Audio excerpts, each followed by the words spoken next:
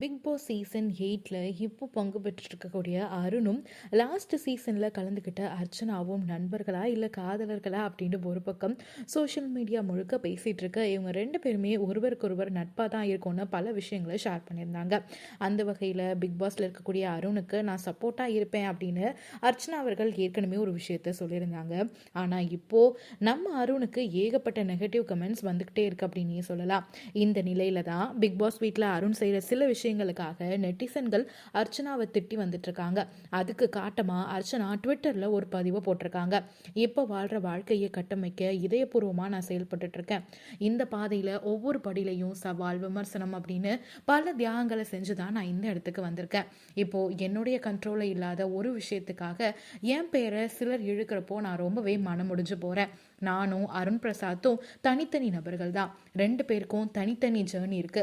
ஒரு நண்பரா அவருக்கு நான் ஆதரவு தர்றேன். ஆனா அவர் செய்யற செயல்கள் எல்லாத்துக்கும் நான் எப்படி பொறுப்பாக முடியும்? நான் வாழ்க்கையில பல சவால்களை சந்திச்சு தான் இந்த இடத்துக்கு வந்திருக்கிறேன் அப்படின்னு மக்கள் எல்லாரும் மறந்துட்டாங்களோ என்னமோ, இதுதான் என்னுடைய இதயத்தை ரொம்பவுமே பாதிக்குது அப்படின்னு சொல்லியிருக்காங்க.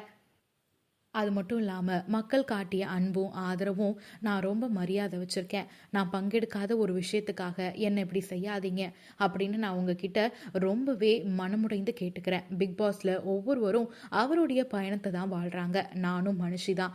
இது என்னை அதிகமாக காயப்படுத்துது அப்படின்னு அர்ச்சனா ரொம்பவே உருக்கமாக பதிவிட்டிருக்காங்க.